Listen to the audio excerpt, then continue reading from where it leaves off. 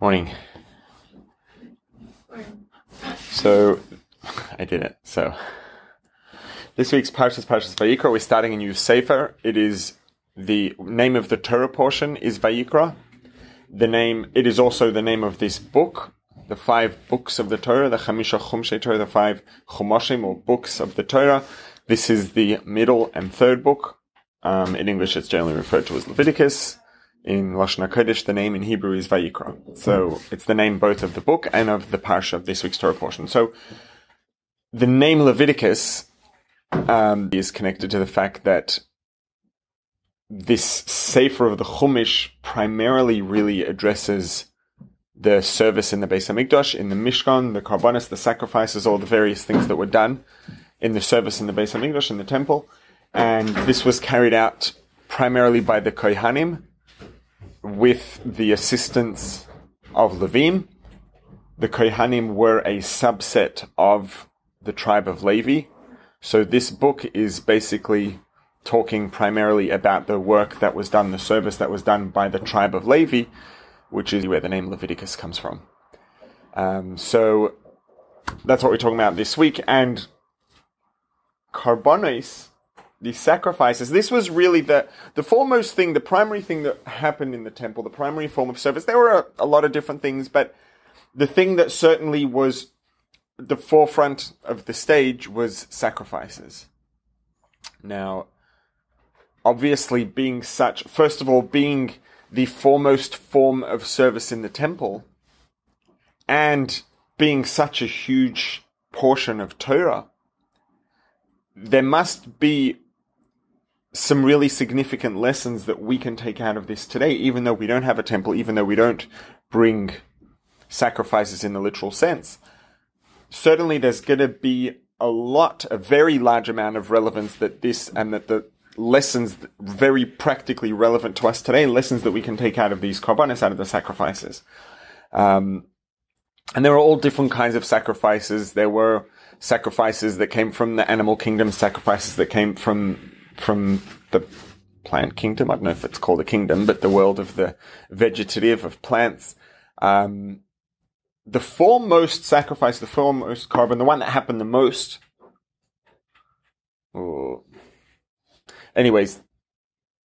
is called the carbon tamid. The carbon tamid, the word tamid means constant, continuous.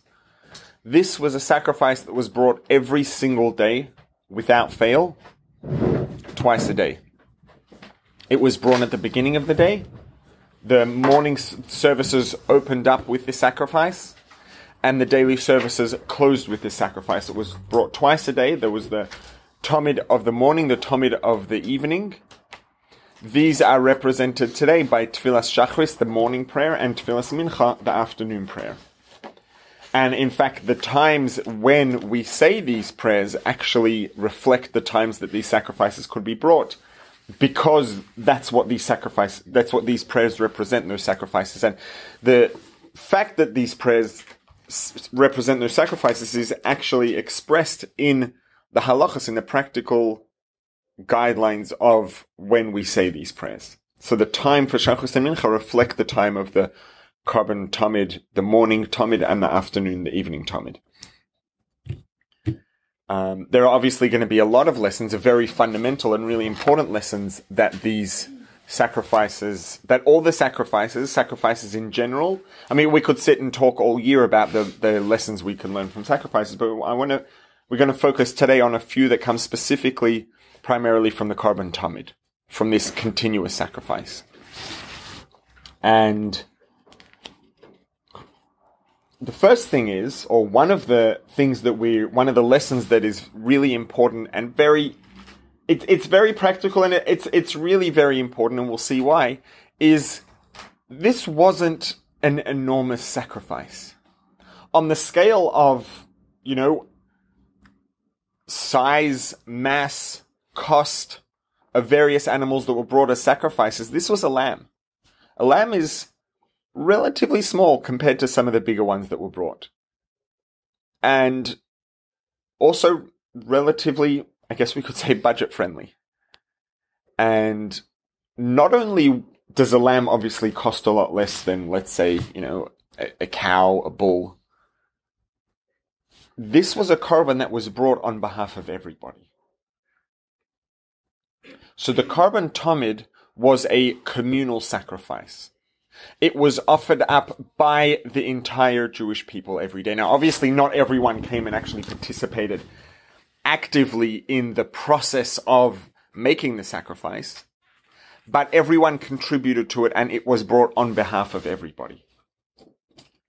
And we discussed this a couple of weeks ago. This was reflected in the fact that the korban tamid, these daily sacrifices, this continuous sacrifice, was purchased with this collective fund that was accumulated by the machatzis, or was accumulated from the machatzis shekel that was brought by each and every person. So everyone gave a half shekel coin, which isn't all that much. Every single Jewish male aged 20 and above gave this half a coin every year, and the money that was collected from those contributions was used to purchase these sacrifices. So these sacrifices were purchased on behalf of everyone. Everyone had made an equal contribution to the fund that was used to purchase these. So now, if you look at it, not just these were relatively budget-friendly animals on the scale of the animals that were brought as sacrifices, but the fact that each lamb each day was brought on behalf of the entire Jewish community, who were represented by the people who gave the machatzis shekel. So we're talking several million people. The contribution that everybody made each day was a lot less than a cent. A million cents. We're talking, $10,000, yeah. So 600,000, let's say 600,000. Back in the time of Yetzias Mitzrayim, there were 600,000 people who gave a half shekel. We'd be talking 600,000 cents is $6,000. A lamb cost a lot less than $6,000. A lot less. So we're talking vastly less than a cent per person per day. And that's just the people who actually gave the half shekel. If you then divide that by the people who were represented by the millions of people, by Yetzias Mitzrayim, there were 600,000 men above the age of 20, which translates to somewhere in the ballpark of a couple million people, presumably, maybe more.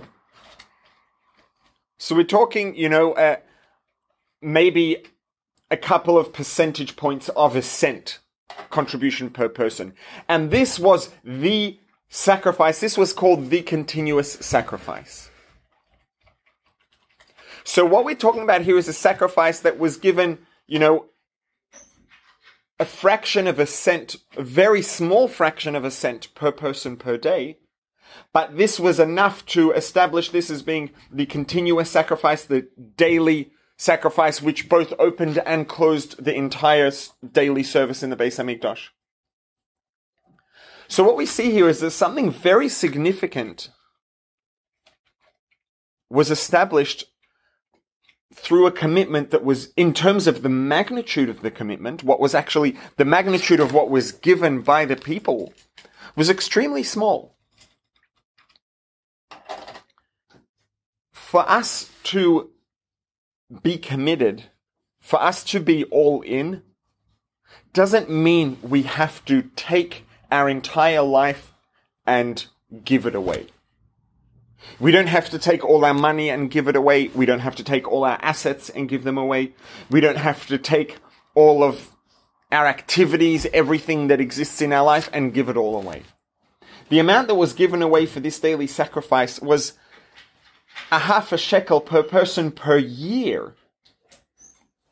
Divide that through the days of the year and then divide that by 2 because this sacrifice was brought twice a day. To be a full, valid sacrifice to the extent that it's actually called a continuous sacrifice doesn't require giving away everything. What it does require, and this is reflected again in the halachas, in the guidelines, in the laws of the sacrifices, is the intent. If someone brought a sacrifice, if a sacrifice was offered and all the procedures practically were followed perfectly to a T,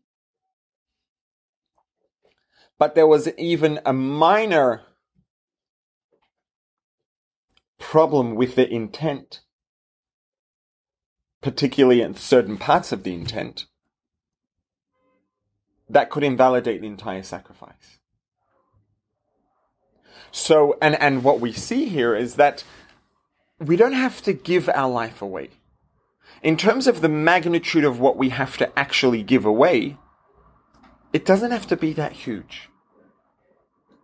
But the intent has to be 100%.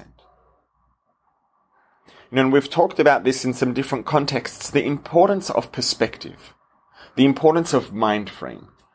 Because at the end of the day, our reality, every single one of us lives a different reality.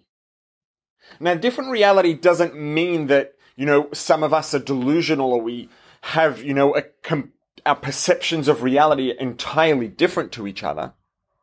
In terms of we see different things, we hear different things. We may be hearing and seeing the same things, but the fact is the way that we experience them is different. What those encounters, each of us in this room could encounter the exactly identical scenario, all of us, and it would be a different experience for each of us. Because our perspectives are different. We see things differently. We experience things differently. So in some ways, the mind frame, our mindset, is really the most important and powerful thing that we have. And this is a really important thing to remember because, and it goes both ways. Having issues with our mindset, issues with our perspective, can introduce extraordinary amounts of chaos and pain and suffering into life. Being pessimistic, being negative, seeing the downside in things. Because everything in life has something that can be seen as a downside. There's nothing in life that cannot be viewed in a negative way. At the same time, the key to flipping that over to the reverse is that if we have a positive perspective, if we have a healthy mindset, and we are seeing things in a positive light, it can change our experience to the diametric opposite to the extent that everything we experience is a positive experience.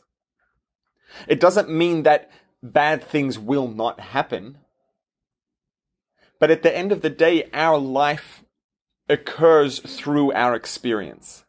Our experience exists, our experience happens through our perspective. Because we can encounter the exactly identical scenario, and with different perspectives, our experience will be completely different. And it's real, it's not delusion. The experience that we have depends on how we perceive the things that we encounter. So mindset and mind frame are really the most powerful tool that we have in life. Both in terms of just our own personal quality of life. The most powerful tool we have for our own personal quality of life is our perspective and our mindset.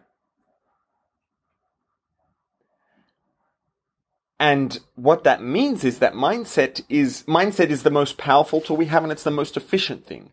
If you've got to choose one thing to invest your energy into working on to get the most bang for your buck, there's no question the thing you want to invest in is your frame of mind, perspective, outlook. Because that affects everything.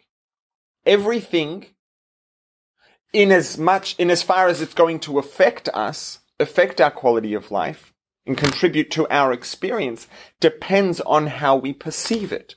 It depends on our mindset. So investing in mindset is the best investment we can make. Which means that our mindset is the most valuable thing that we have. We don't have to give away all of our money. We don't have to give away all of our physical assets. We don't have to give away all of our experiences and everything we do. But if we are committed in our perspective, in our mindset, because the wrong mindset can invalidate a sacrifice even if it's executed perfectly. Because mindset is the key to everything else. So what we need to give is our mindset. And the question is, how does that work, practically speaking? Does that mean that the only thing, we can do whatever we want, but all we're ever allowed to think about is just think about God, God, God, purpose, purpose, Torah, mitzvahs, God. Not really going to have a life if that's all we ever think about. And here, the key is, this was called the Korban Tamid. It was a continuous sacrifice. It was a perpetual sacrifice.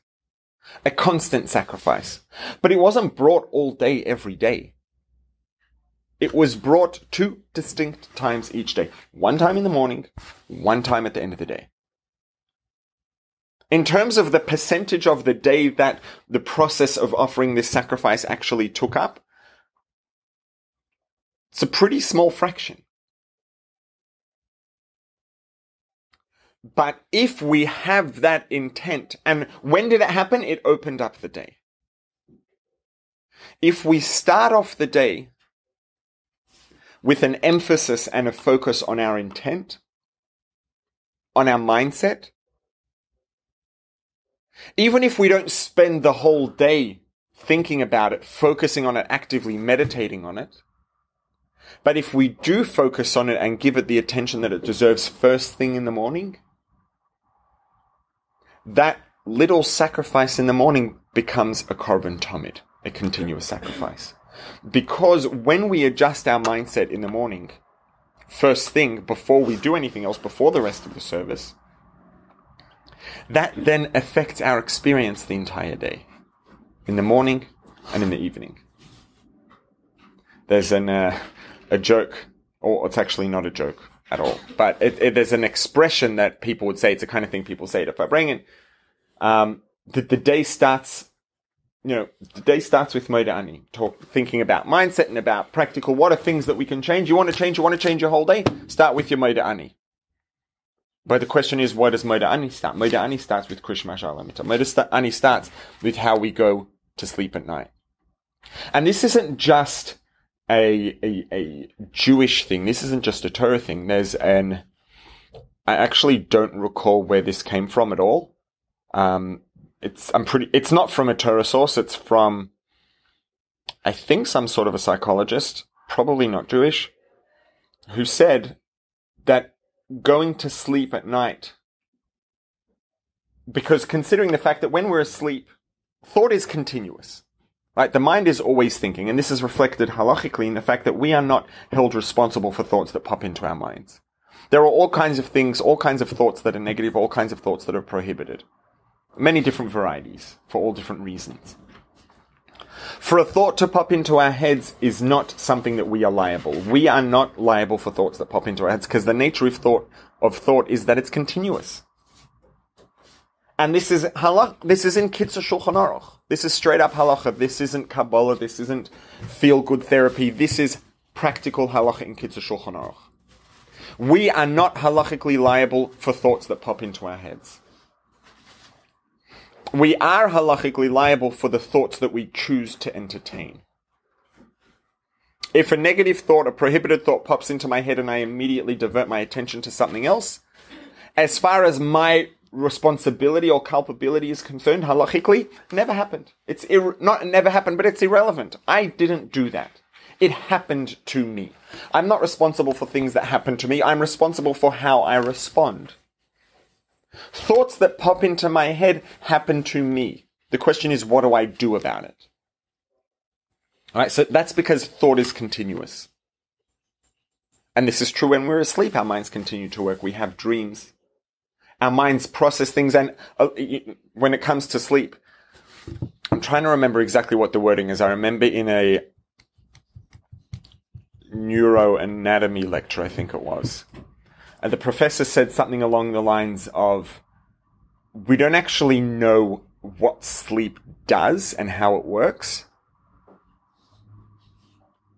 But considering the amount of life that's dedicated to sleep, and there are actually 2 different things that he said. This wasn't the first one, but it's powerful. I mean, keep in mind that this is obviously, the context is loose. This may seem like it's something that doesn't align with Torah, although I don't believe that that's necessarily the case. The question is context and how we understand it. But he said that if sleep was not something that is more important than pretty much any other part of life, it would be the single greatest mistake that evolution ever made. And think about how much we spend. Ideally, about 30% of our adult life sleeping. Probably no one spends 30%, but we should. Forget childhood, it's 50%, newborn is probably like 95%. There's going to be something very powerful that happens there. And, there's been a lot of progress. And the fact is, when we're asleep, there's a lot of processing that happens. So the expression that I was going to say before I got off on several tangents in a row was that to go to sleep without first thinking about something, focusing on something, giving our mind a job to do for those 8 hours is a terrible shame. Because our mind continues to work while we're asleep. Our mind is going to be processing things while we're asleep. Things that we learn during the day, experiences that we have during the day, they get processed, they get stored, they get dealt with while we're asleep neurologically. So there's a lot of activity happening in the brain while we're asleep. And there are some people who focus on productivity, and the last thing they do at night is to look at their schedule for the next day, look at their goals for the next day, spend 5-10 minutes really focusing and thinking about that, and then close their eyes and go to sleep with the intent that that's going to be the thing that's at the foremost of being processed by their brain while they're asleep. That's what their brain is focusing on foremost while they're asleep, which then affects their productivity the next day, which is a relatively sound approach, probably. Not to negate the value in doing that, but if we want to focus our lives not just on practical productivity, but on the purpose behind that productivity, if we can focus on why we want to be productive, what's the purpose in that productivity, and we can wake up and we can spend our 6, 7, 8 hours of sleep with our mind, brain processing the ideas that form the purpose of that productivity, and we wake up with a greater emphasis and motivation on our purpose, that will also drive productivity, and it will mean that everything we do,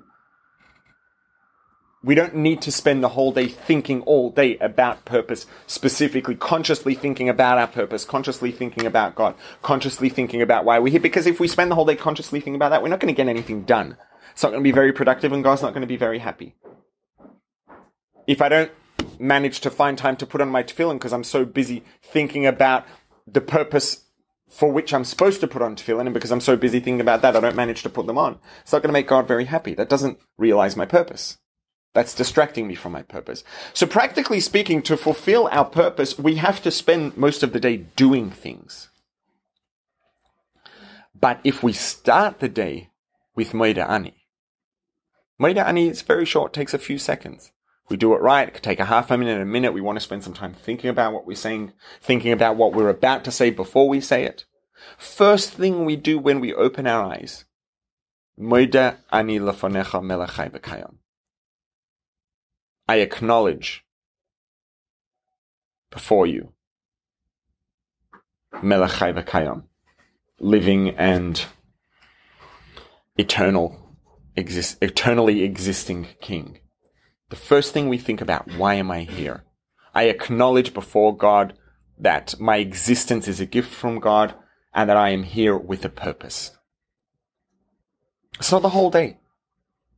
It could be a few seconds, ideally maybe a minute or two if we really want to give it justice and do it properly. It's a very small fraction of the day, but when we spend those couple of minutes seriously with the right intent, because remember, intent is the most powerful, most efficient tool that we have and the most valuable asset that we have. Because our intent affects everything else. Our intent has more effect on our quality of life than anything else. And again, coming back to something from other sources which the validity of which is acknowledged very much by Torah. Obviously, the Torah's directive when we have medical issues is to go to a doctor. Everything that doctors know comes from research. So obviously, there are points of contention between research and Torah, but Torah certainly doesn't disqualify scientific research by any means. Torah respects it very much. There's something called, what was the term? Synthetic happiness, I think was the term. And the idea that's represented by synthetic happiness, what this means, synthetic means it's man-made, something that's artificial. And the research showed something really fascinating, that if you could take someone who had, God forbid, a limb amputated, and you could take someone who won a multi-million-dollar lottery, and if you would look at them 6 to 12 months down the line, they would be equally happy to the way they were before it happened. Now, obviously, when someone finds out they just won a $50 million lottery, there's euphoria and a lot of happiness, most likely. And if someone, God forbid, loses a limb, there's likely to be, stages of denial and depression and these kind of things, which is probably a very healthy process to go through to do properly. But at the end of the day, our happiness is primarily determined by our frame of mind, by how happy we want to be. Do we want to be happy? Do we want to mope? Do we want to focus on the positive? Do we want to focus on the negative? These are not necessarily choices that we make intentionally, consciously every day, but they are choices that we make, and we decide how happy we want to be. And even experiences as extreme as losing a limb or winning tens of millions of dollars obviously are going to have some effect on our frame of mind, but once the immediate effects have worn off 6 to 12 months down the line, we're equally happy to the way we were, because at the end of the day, our happiness wasn't determined by our circumstances. Our happiness was determined by our frame of mind, by our perspective. And the most extreme positive and the most extreme negative things, whilst they will affect us in the short term, in the long term, for the most part, they tend to have almost no effect on our state of happiness. Because the thing that really determines happiness more than anything else is frame of mind. So, making sure that we start the day by making a healthy adjustment to our frame of mind has an effect that is continuous. That's why this carbon was called the carbon tamid. It was called the continuous, the ongoing sacrifice. It wasn't ongoing, literally. But the effect, the outcome of doing a little something at the beginning of the day and a little something at the end of the day before we go to bed, so that we end the day with adjusting, fine-tuning our perspective, with focusing on purpose, which then allows that to get a larger, I guess call it perhaps percentage of the neurological activity that happens while we're asleep. That focus on processing our purpose and appreciation for why we're here. And then when we wake up in the morning, the first thing we do again is practically actively reorient ourselves, focus on that, even just for a few seconds, ideally maybe for a minute or two, with that moda ani, that acknowledgement of how we're here and why we're here. The effect of that is ongoing. The effect of that is continuous. Because when we do things right, and when we have this little ending at the end of the day, which resets or has a large contribution on what our minds are going to focus on for those hours while we're asleep, and then in the morning we start our day with a conscious focus on purpose, even though we're not consciously focusing on or thinking about that the whole day, it will set the tone, and those things will be there behind the scenes the whole day. And, there's something we say at the beginning of davening. We say before Baruch She'amar, L'shem yichud kudsha brichu shchinte. L'shem literally means for the name. It means in order to, in honor of, not really in honor of. This is in order to yichud kudsha brichu shchinte, to unify kudsha brichu, the Holy One, blessed be He, shchinte, and His presence.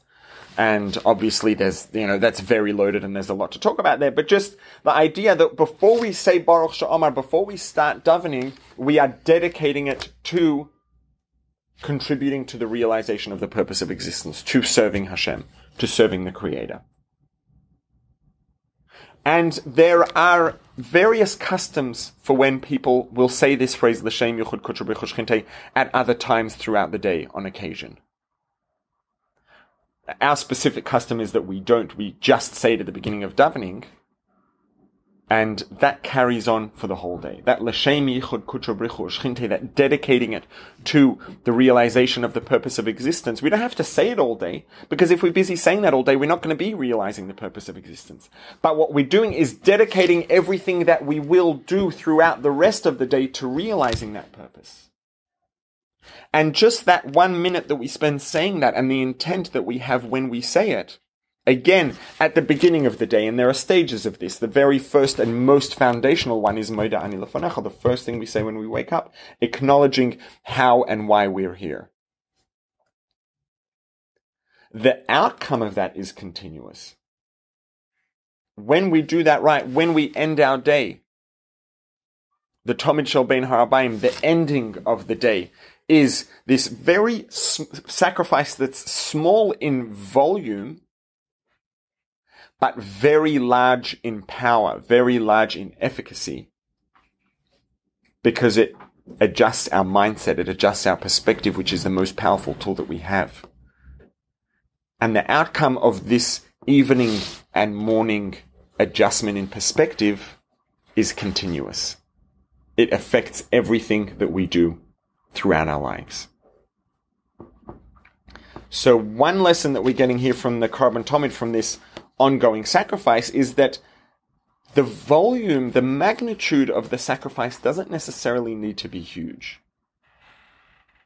But the intent has to be 100%. And when the intent is 100%, even though the size of the activity is not very big, the outcome is something that then changes everything we do throughout the day. It changes our entire lives.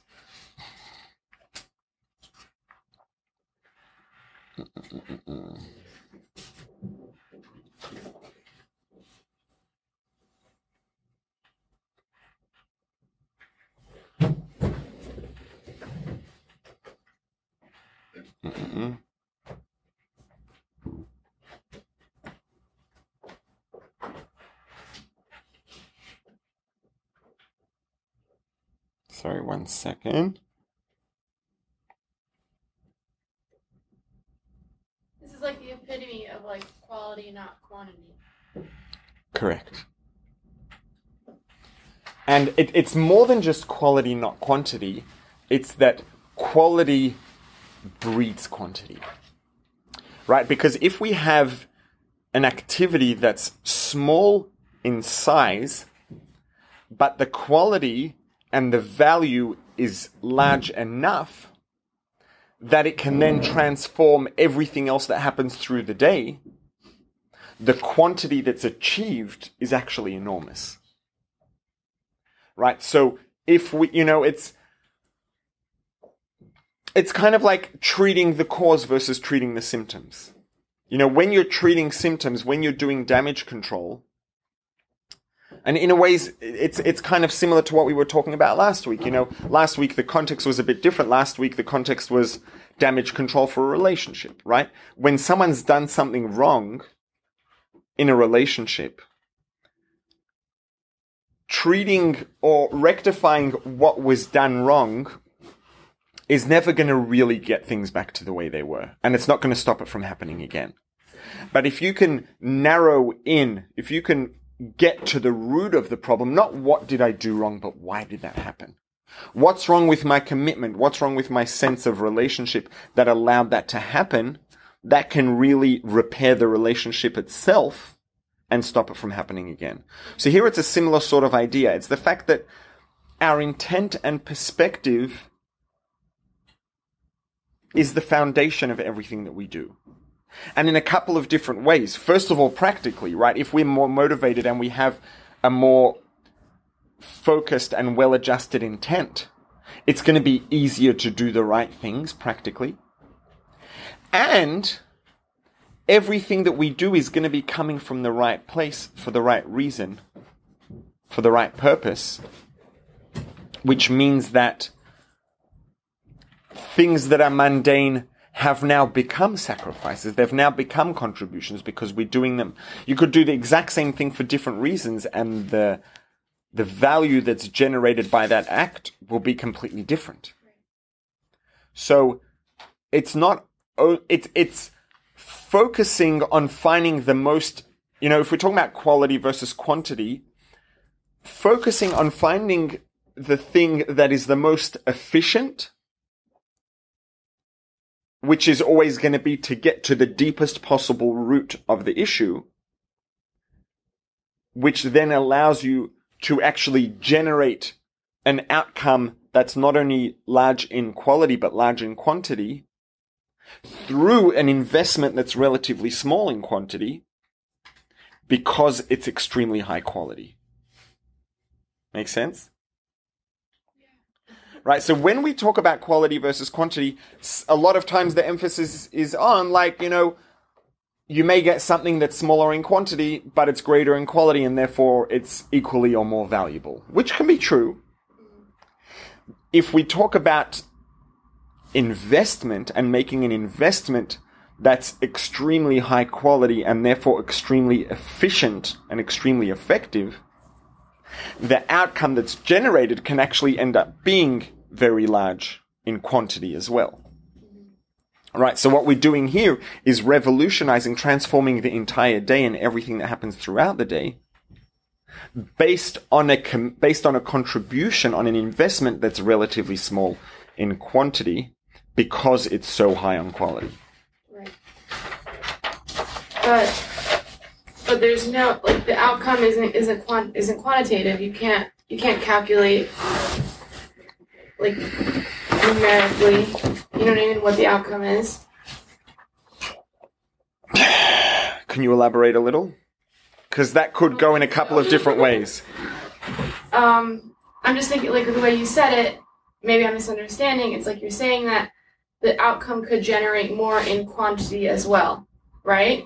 But how do you quantify intent? Okay. That's a good question. So that's why I wanted you to elaborate. That was exactly what I wanted. And I want to know exactly what the question is, because it could have been a few different questions and the response is going to be a little different. Am I understanding you correctly? Yeah. Okay. Practically speaking, I don't know that you can quantify intent. Also, there are a couple of questions. There's, are we able to quantify intent? Right? Because intent is quantifiable, technically speaking. It's just that we're not able to do that. Oh. Hashem can do that, right? Hashem knows the value of that. But also, when our focus and our investment is on perspective, that will then affect, it's a double-edged sword.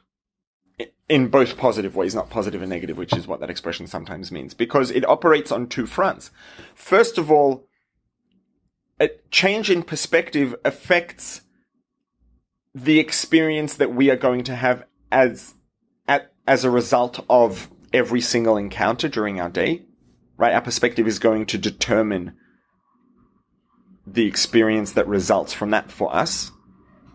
Perspective is also going to affect our behavior. So, and you can often in life, you can see very clearly, not always, and, I'm not saying that I recommend judging people, but the reality is, the practical reality is that oftentimes you can see different people or even the same person doing the same thing on different occasions, and you can see that sometimes they're doing it very warmly and sometimes they're doing it uninterested, but because they have to, for example. And there could be many, many different examples of a person doing the same thing with different intent. So, to an extent, we are capable even of observing that. We definitely shouldn't be judging it. So intent is, first of all, it's going to affect us practically. It's going to affect the behaviors. It's going to affect the actions that we take. It's also going to affect the value of those actions. Now, again, we're not able to judge that. And this is a really important thing, that we have no way of evaluating the real bottom line value that's achieved through anything that we do. Right? Because there are so many different layers in terms of the outcomes of our actions. So many effects. There are things that we do that affect people, even just very practically, that affect, I say something to you. I don't know what effect that had on you. I see facial expressions. As a teacher, it's a good thing to be able to kind of look at someone's face and tell, okay, it clicked, okay, the penny dropped, they got the point, or they didn't. I have no idea what that means to you in your life and the things that you're going to think about later in the day because of what I said. Right? And that's just on a very simple level. Also, everything we do has spiritual outcomes, which exist in realities that we're not even able to perceive at all. Right? So there is real value that's generated by our actions. We are incapable of judging and measuring that, but the Creator's not. Right? So the value is there, which means that when I do the same action with or without the intent, or with the wrong intent, or with the right intent, or with a decent intent, or with an exceptional intent, I myself am not even capable of judging the outcomes of that. Certainly no one else is, but the Creator is, right? So the difference in value that's generated exists. It's real. And, it's not tangible to us, but it's tangible to the Creator. It's a real thing. Yeah. It's just that we can't measure it. We're not aware of it, but the outcome is there, right? So the quantity exists. It's not quantifiable to us because we were designed to not be in touch with that, this whole category of realities. Yeah. But it doesn't mean that the quantity is not there. Yeah. So there are two things. First of all, adjusting our intent, adjusting our perspective will affect our actual behavior practically, which is a quantifiable, even for us. It's a change in value proposition that is quantifiable to us. And then there's the ramifications of what we do based on our intent, where the ramifications of the same action based on different intents are completely different. That's something that we are not capable of quantifying, but it's still real. So the idea here is that with a small adjustment to our intent, a small adjustment to our perspective, we can actually create an ongoing, continuous outcome. So this can be an ongoing sacrifice, a continuing sacrifice, even though the actual activity was very small, because the activity was adjusting our perspective, adjusting our intent, which then affects everything we do.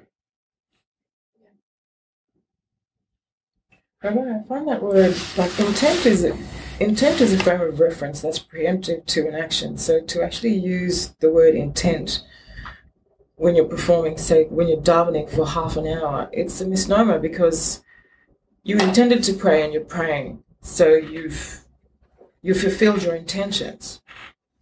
So the way it's used in Hasidus, it's a little bit confusing for me because, like I said, it's preemptive. And once you've actually performed the action, you've fulfilled your intent. Okay. I get the question. I'm not sure exactly what's the context that's defining it that way. I don't know if that's like I suspect you have a background in the legal industry, right? Yeah. Is that I'm suspecting that may be a legal definition of intent. It is. Because to be guilty of a crime, you have to have had intent to commit the crime. Right. I can say something to someone and, let's change the word intent for intention. Maybe that'll be a bit less confusing because it's a less legal version of the word, as far as I know. And I had the intention that when I said this to that person, it should make them feel good. It just so happens that the mood that they were in and the things they happened to, the frame of mind they were in and the people that they saw and the things that happened to them today means that it actually upset them instead of making them happy. Right? So what I meant by intent, that I did that with the intent that I was going to make this person feel better. Right? It just so happens that it made them feel worse. So my intention, what was I hoping to achieve? What was my purpose? Okay. That's a good way of describing it. So does intention versus intent, is that better? It is better, but my intention is to pray, and I prayed, so... That's your intention in terms of the act that you were going to perform.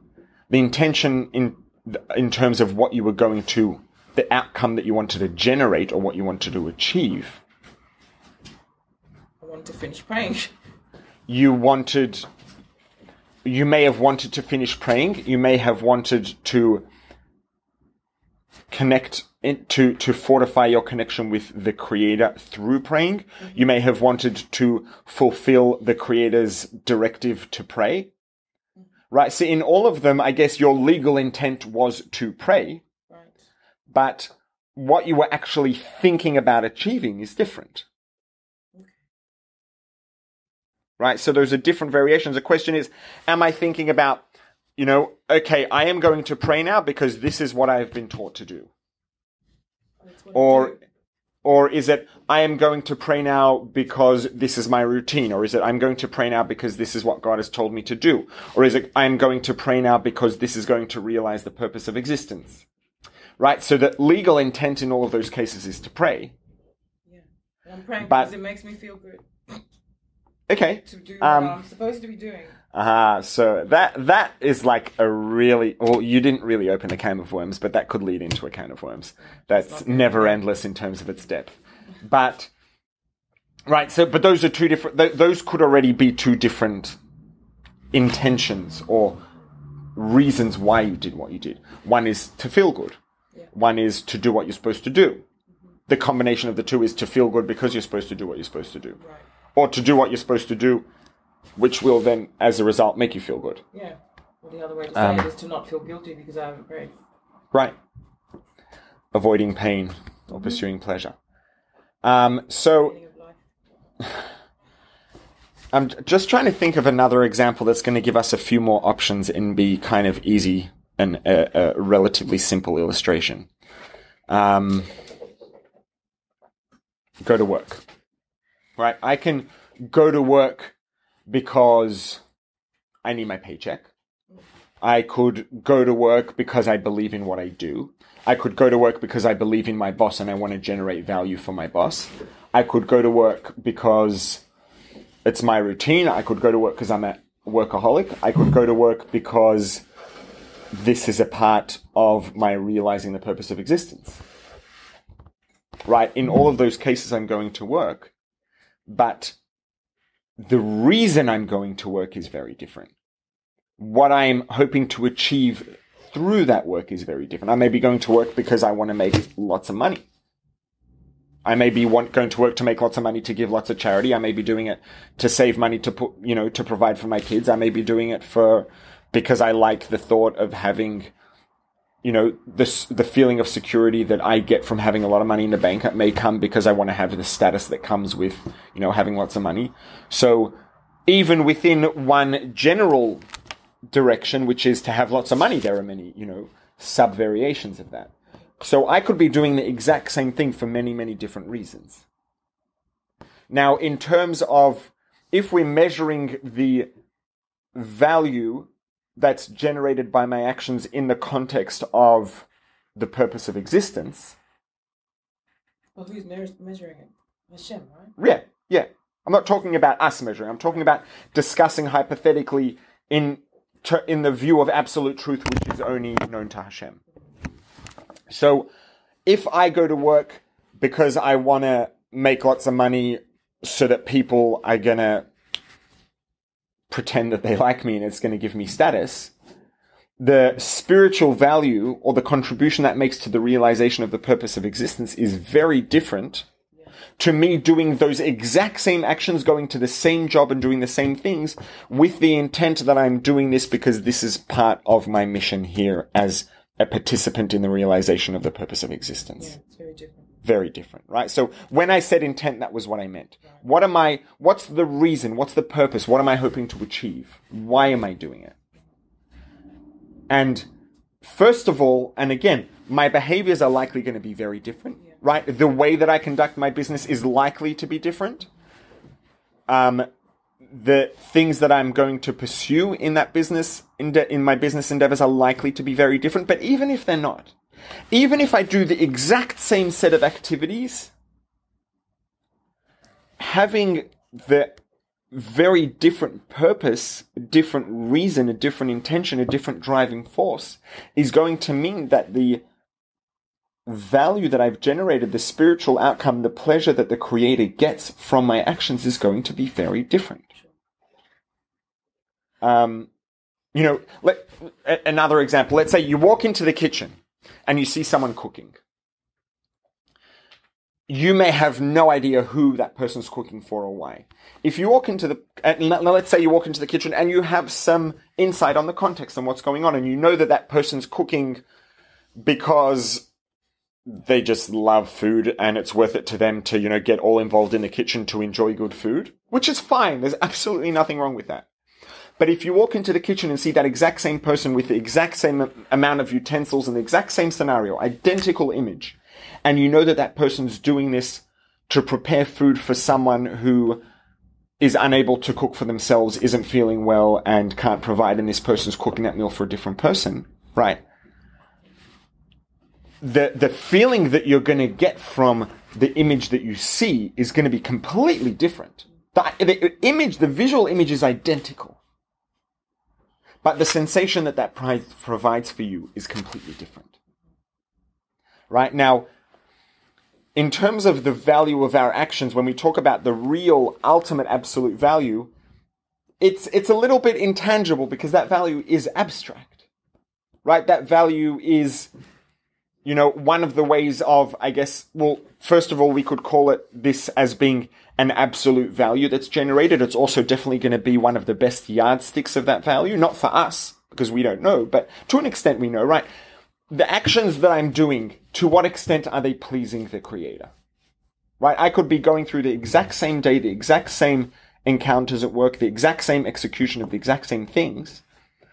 But if I'm doing it for selfish reasons, those actions are going to bring the Creator much less pleasure than those exact same actions for a noble cause, for a noble purpose. Now, first of all, that pleasure that I'm giving the Creator is an end in and of itself.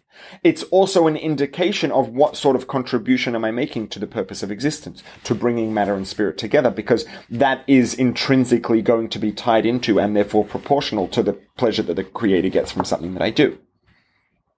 Right? So the exact same actions can make very different contributions to the realization of the purpose of existence. And the primary factor that's going to determine that is, why am I doing it? Right? So if I wake up in the morning and the first thing I do is I open my eyes, I open my phone, I check how many likes I got on Facebook and Instagram overnight, I check my bank account, etc., etc., etc. I'm not saying that doing these things makes someone a bad person, but and think about the things that I'm going to do over the next hour. Then just imagine that I open my eyes, I think about the fact that I'm alive right now is a gift from the Creator. I'm here for a purpose, I'm here for a reason. I start my day after spending some time thinking about that, saying Moida ani lefonecha, I acknowledge before you the Creator, etc., etc., etc. I wash negel. There are a number of reasons we wash our hands. In the morning we wash netilas yadayim. Right, one of them is to get rid of the ruach ra. Another one is, and this is perhaps on the level of technical halacha, possibly the one that's more primarily important, technically, perhaps, is that the same way that the Kohanim started their service in the Beis Hamikdash by washing their hands, they wash their hands and their feet. There's a pasuk that says, "Echatz b'nekayin kapai." I will wash my hands with cleanliness, and then I will go on to serve Hashem. So the washing of the hands in the morning is somewhat, to an extent, what's the word I'm looking for? I can't find the word I'm looking for, but it's almost like it's there. What's the word? Anyways, the idea is that it's there to signify or to demonstrate that we are going on to serve God and we are washing our hands in preparation of that. So it's preparing for a day of serving the Creator. It's preparing for a day of fulfilling my purpose. It's preparing for a day of realizing the purpose of existence. I start that off by preparing, by washing my hands. I should do that, approach that with clean hands. Symbolic is the word I was looking for. It's to an extent symbolic. And that symbolism is very important. Because the question is, I could go about the exact same day, but why? What's my purpose? What's my reason? What's my intention for why I'm doing all of that? And that intention will change everything. Even if it doesn't change my day practically, which it realistically will, but even if it doesn't, even if I have the exact same day, but like again that, the visualizing the person cooking in the kitchen, the exact same image, I think it's fair to say that morally, the image of this person cooking when it's for someone who needs it is a more morally valuable activity than the exact same thing for a selfish reason. Again, I'm not saying that cooking for oneself is a bad thing, but I think it's fair to say that doing the exact same thing for a more selfless and altruistic reason makes it a morally superior version of the exact same act, and therefore a more spiritually valuable version of the exact same act. So even if the things we do throughout the day are identical, the contribution that is made by us taking that little bit of time in the morning to adjust our perspective and our intention will change the value that's generated by everything we do throughout the day. Which is why this action that we just do at the beginning of the day for a couple minutes can be tomid, it can be continuous. Because the outcome of that is perpetual. It will change the value that's generated by everything we do throughout the day because our perspective and intent has been adjusted. Does that make sense?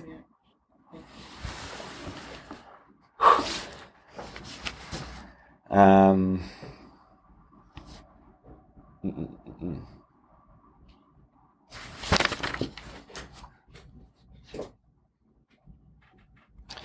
this is really,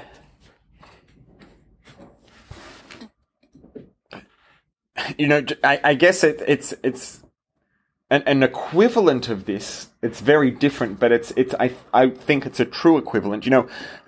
People go to, let's say, to a therapist, to a psychologist. The reason someone goes to a therapist or a psychologist, if you want to know the real reason they're doing it, is to make their life better. Right? That's the reason they're doing it. If you want to zoom in a little bit more, it's to solve this problem, it's to solve this issue, it's to take care of this, to take care of that, to improve this, to improve that. At the end of the day, the objective is to make the quality of life better. And there could be many different ways that that's achieved. Now, how is going to see a psychologist or a therapist? They're not giving you more money. They're not buying anything for you. But for some people, if a person takes it seriously, and it doesn't have to be a psychologist, it could be a psychologist, it could be a therapist, it could be a good friend with whom you have really, valuable,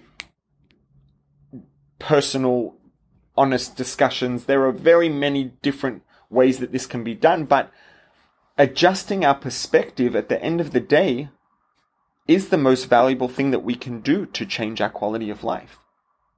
Right? So going to a psychologist or talking to a close friend or talking to a mentor or any of these things, although that person's not actually giving me anything, they're not changing anything in my life. They're not changing they're not changing what I have access to in terms of resources. They're not changing what I have. They're not giving me anything. All they're doing is adjusting my perspective, changing the way I think, changing the way I see things. But that can potentially have a greater impact on my quality of life than anything. Because the perspective will change the value or the contribution that any incident makes to my quality of life. The way that I look at it, the way that I perceive it will change the contribution it makes to my quality of life. So changing my perspective is at the end of the day the most powerful and valuable thing I can do to change my quality of life. And here it's the same idea. It's the same thing, but a different version. Changing perspective, changing intention, although it may not necessarily change what we do throughout the day, even though realistically it probably will, but even if it doesn't, it will change the contribution that those actions are making towards the realization of the purpose of existence, because we're doing it for a different reason. So in terms of the magnitude of the contribution, the quantity of the action, it's very small. The quantity of the value that's produced, the quantity of the outcome is infinite, really. Because it will affect everything else we do and the value that everything we do will provide. Have a good one. Thank you.